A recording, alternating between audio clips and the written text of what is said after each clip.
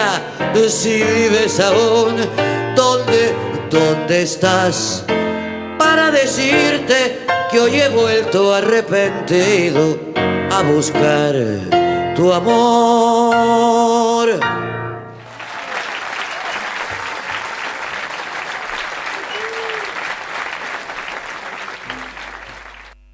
¡Ahí estamos! Nos sorprendieron acá charlando con Lucía. Ahí llegó también Sandra, que fue a tomar Estaba un en vaso el de agua. toilet, estaba en el Quiere mucho toilet. tomar No, agua. estaba en el toilet. Escucha Estábamos Polva. escuchando Nada, interpretado por Adriana Varela. ¿Cómo estás, Lucía? Bueno, aquí estamos. Bien, digamos. Ok, vamos entendiendo, vamos Sí, entendiendo. sí, para no extendernos. Bien, no te cuento. No, y con un tema realmente que por acumulación me está generando muchísima preocupación y bueno, y me parecía que era oportuno traerlo, si bien mi, mi agenda va más por el lado de género, también estoy habilitada a hablar de derechos humanos y Obvio. es en ese sentido que traigo la columna de hoy. Hubo una sentencia en un juicio de lesa humanidad que se conoció el martes en la provincia de Santa Fe, tiene que ver con los hechos ocurridos en Villa Constitución el 20 de marzo de 1975, lo que se conoce como el Villazo, ¿no? Bueno, todo un emblema de lo que fue la lucha del sindicalismo combativo, una UOM que había ido conquistando derechos ni más ni menos que Nasindar, la empresa que integrada en su directorio por José Alfredo Martínez de Hoz, el mismísimo que después fue ministro de Economía de la dictadura. Y bueno, y frente a la elección por parte de las trabajadoras y los trabajadores de la lista más combativa que se consolida al frente del sindicato en aquel entonces, una represión feroz, un adelanto, un anticipo de lo que va a ser el terrorismo de Estado, porque decíamos fue el 20 de marzo del 75, donde las propias instalaciones de la empresa, lo que se llama el albergue de solteros, funcionó como centro clandestino de detención, de tortura y de exterminio. Hubo también homicidios.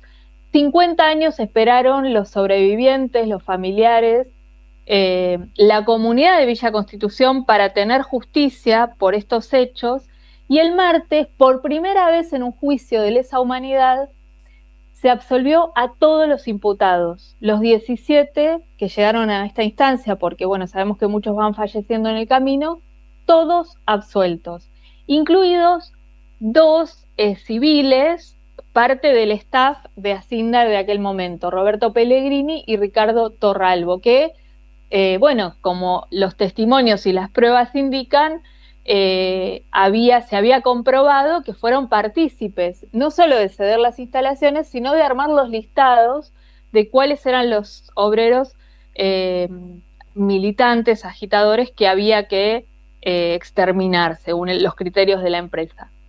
Entonces, bueno, nada, me pareció que es todo un signo de estos tiempos también, ¿no? Que en un Absolutamente. juicio de lesa haya todas absoluciones. Por supuesto que la decepción de Me los imagino testigos, ese de los momento querellantes, en esa audiencia, ¿no?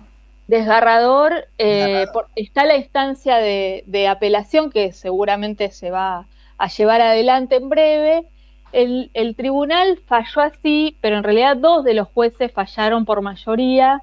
En este sentido hubo otro que consideró que los crímenes sí eran en el marco de lesa humanidad, y ahí les quiero decir el nombre el que votó en minoría es Germán Sutter Schneider, y él sí consideró que se trató de crímenes de lesa humanidad y pidió la condena de 6 años de prisión para uno de los funcionarios de Asindar. Hablamos con Gabriela Durruti, ella es abogada de la PDH y fue parte de la querella en este juicio, sobre la dificultad, porque siempre aparece este problema y esta traba judicial cuando se avanza en el juzgamiento de los civiles de la dictadura, ¿no? No casualmente. Y esto nos decía. Desde la PDH siempre planteamos que la represión fue llevada a cabo por quienes vestían uniforme, quienes vestían sotana y quienes vestían traje fundamentalmente. Estos dos últimos los más difíciles de convertir en imputados y pretender que respondan por los delitos. Esta causa tiene una particularidad especial, dado que fue dirigida en lo que se llamó el Operativo Serpiente Roja del Paraná, como una represión aleccionadora y con la intención de disciplinar el movimiento obrero, y este fallo, la represión lo fue y este fallo también lo es. Detrás de este despliegue genocida se encontraba la principal empresa de aquella época en materia de metalurgia, cual era Sindar, cuyo directorio era presidido por José Alfredo Martínez de Hoz, que deja su lugar para ser, luego del golpe, el ministro de Economía de Videla, y es reemplazado por el represor del cordobazo, el general López Ofranc. Esta empresa termina absorbiendo a la mayoría de las del cordón y se convierte en un gran monstruo como lo es ahora. Entendemos que reconocer que esta empresa se valió de la represión ilegal para saldar sus deudas, para eliminar a los obreros organizados y para ampliarse, es reconocer quiénes fueron los verdaderos artífices del golpe y reconocer que tuvo en su interior un centro clandestino de detención, como hemos podido probar. También es reconocer no ya la complicidad, porque es sino directamente la responsabilidad como autores. Esto, ¿no? Autores, en esos términos lo plantea Gabriela Durruti, y bueno, y en esos términos está probado que operó esta empresa y quienes eran sus Bueno, como en el caso Blaquier, ¿no? Que también la Corte lo cajoneó hasta la muerte de Blaquier para no incomodarlo. Que murió impune. Claro. Y como también podríamos pensar en el caso Papel Prensa, ¿no? También podríamos con pensar otros componentes, pero en un mismo sentido. Los jueces que fallaron por la absolución son Ricardo Moisés Vázquez y Omar Osvaldo Paulucci. Está bueno ponerles nombres porque ¿no? Se tienen que responsabilizar de las decisiones. Nombre y foto hay sí. Que toman, exacto, sí. Y este fallo, Sandra, también hace eco con uno que hubo hace unas 2 semanas en Tandil. En realidad, en Tandil se leyó la sentencia en la sede de la Universidad Nacional del Centro, pero el tribunal es de Mar del Plata, el Federal de Mar del Plata, que juzgaba los hechos ocurridos en el centro de la provincia de Buenos Aires. Se conoció como el juicio de la Huerta, hechos ocurridos en dependencias policiales, militares y también de civiles que prestaron sus instalaciones para que, la Huerta es una de ellas, allí funcionaran centros de detención. Todo esto ligado a la cementera Loma Negra, ¿no? En esa zona claro. del país. Muy similar, hubo sí condenas, pero hubo muchísimas absoluciones, y especialmente de todos los civiles. Entonces digo, vas juntando, por un lado, esta sentencia de la Huerta, por otro lado, esta otra de Villa Constitución, y lo más grave de todo es el fallo de la Corte Suprema de Justicia de la Nación de la semana pasada, donde a partir de la causa del Indio Castillo, Carlos el Indio Castillo es un represor que en La Plata conocemos muy bien porque vive acá, es de acá, que fue parte del Comando Nacionalista Universitario. Para nuestros oyentes, nuestras oyentas más jóvenes, era una organización paramilitar. Tremendamente cruel. Exacto, en conjunto con la AAA antes de iniciada la dictadura, y que se dedicaba a perseguir a estudiantes universitarios y docentes, no docentes, y bueno, y muchas veces a exterminarlos directamente, ¿no? Sí. Entonces, el Indio Castillo, fíjate vos cómo es, tiene 2 sentencias a perpetua por distintos hechos en los que él participó de manera directa. Está sindicado en la Noche de los Lápices, ¿no? Digo, o sea, tiene toda una trayectoria y un recorrido represivo muy extenso. En otro centro clandestino que hubo en La Plata en 1 y 60, en la comisaría Quinta. ¿Qué pasa? La Corte revisa, porque él presenta una queja, su condición de detenido con prisión preventiva, porque efectivamente su prisión no está firme. ¿Por qué no está firme su prisión? Porque la primera instancia lo condena, apela a casación confirma la condena, ¿y quién más tiene que confirmar? ¿Cuál es la tercera instancia? La Corte. La misma Corte Suprema. ¿Qué hace? No confirma la sentencia. Y entonces, ¿qué No ¿Qué se le podemos tenerlo ocurre? preso tanto tiempo sin sentencia No, firme. exacto. ¿Vos entendés? Nos están tomando el pelo, nos están tomando el pelo, sí. Rosencrantz y Rosati firman eso. Lorenzetti no, se reserva. Y llaman a otros conjueces para validar esa decisión. Esa decisión, el problema es que por ser un fallo de la Corte, habilita a que otros detenidos por crímenes de lesa humanidad, que están en la misma condición, porque la misma Corte no termina de confirmar las sentencias, ahora estén pidiendo ser escarcelados. Bueno, pero ¿cuánta población carcelaria hay sin sentencia firme? ¿Por Además de la qué va a poca que tener hay, libertad la lesa humanidad y no el robo? bueno, Tienen porque, todo el derecho del mundo los porque en el ladrones. fallo Rosencrantz y Rosati dicen que que no estuvieron dadas las garantías que les corresponden o sea, no estuvo garantizada la defensa de los derechos humanos de los represores en los procesos de lesa humanidad. Miente.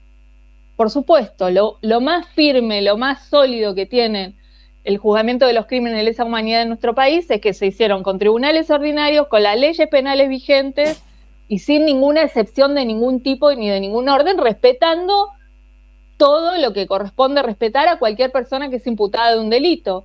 Inclusive, mucho tiempo después, con la dificultad que significa, ¿no?, reconstruir las pruebas, y bueno, o sea, donde no había pruebas y correspondía a la absolución, los organismos no reclamamos, Claro. porque sabemos cuáles son las reglas del juego.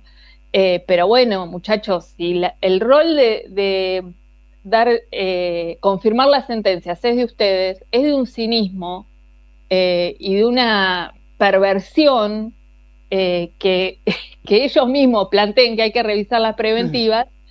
Sin embargo, lo hacen en la cara de todos nosotros y además dan pie a que Cecilia Pando festeje, Claro. y que un montón de abogados de represores estén ahora presentando recursos en el mismo sentido. Yo creo que por todo lo que está pasando, por la causa Cuadernos, por todo esto que está pasando, creo que es inevitable que en la oposición una de las primeras propuestas sea remover a la Corte Suprema, porque no podemos ir ni a la esquina con esta Corte Suprema. Ni a la esquina. Primero que además es una Corte Suprema mínima de 3 integrantes, no, o sea, de las Pero más además, pequeñas del mundo. Ni uno decente, de los tres, ni uno decente. Ni uno decente, todos varones también, de paso. Y bueno, y además digo, la sombra de cómo fueron designados Rosencrantz y Rosati, ¿no? Que está bien, después el Congreso lo validó, pero fueron designados por decreto por Mauricio Macri. Bueno, muchísimas cuestiones que están, y la validación permanente de las políticas de este gobierno también, de Milei, ¿no? O el no pronunciarse, que es un modo también de avalar todo lo que este gobierno lleva adelante de inconstitucional, ¿no? Quería compartir la palabra de Gabriela Durruti sobre el momento de la sentencia, ¿no? Porque la impunidad también causa dolor, ¿no? Claro, los crímenes de esta humanidad causan un tremendo dolor y son irreparables. Pero la impunidad, que es o sea, cuando la justicia tiene la posibilidad de reparar y lo que hace es seguir dañando, bueno, también, ¿no? Tiene una responsabilidad ahí muy, muy grave. Esto nos decía Gabriela. Este vergonzoso fallo de la justicia de nuestra jurisdicción, de la jurisdicción de Rosario, en relación a la situación concreta de Villa Constitución, significa una herida cortante, terrible y actual.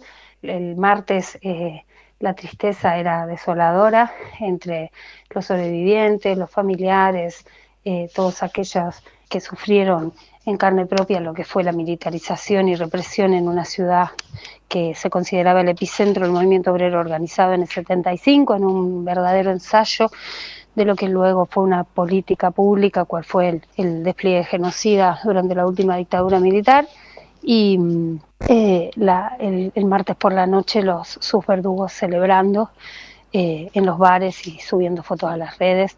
Una situación terrible, pero bueno, de ellos aprendimos a transformar el dolor en lucha, y si pelearon durante 50 años, esto no es solo un golpe más. Esperaremos a conocer los fundamentos y en febrero, y ocurriremos ante el máximo tribunal penal del país, Tribunal de Casación Penal. Qué tristeza, la verdad, qué tristeza. Desolador, ¿no? Y pensaba esto, viste que se dice que los fallos de la Corte, además de la cuestión particular que analizan, dan un mensaje siempre a la sociedad, ¿no?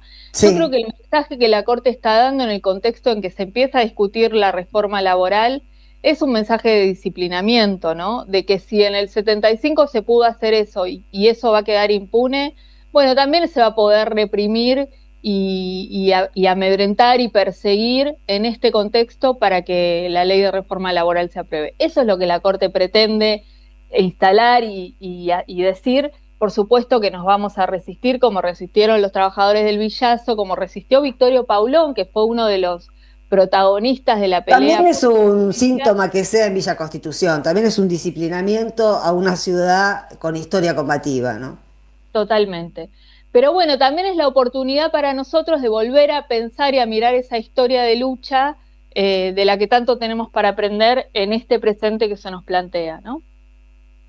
Es cierto. Bueno, gracias, Lucía. A ustedes. Un fuerte abrazo, Lucía. Hasta el jueves. Hasta el jueves. Vamos a una tanda, ya volvemos. En AM530 pasan muchas cosas. Y todo lo que pasa está en la red. Somos Radio AM530 en YouTube. Entérate de lo que pasa. AM530. Somos redes. Somos radio. En el CUI estudia idiomas con la mejor calidad académica. Inglés, italiano, francés, portugués, alemán, chino y muchos más.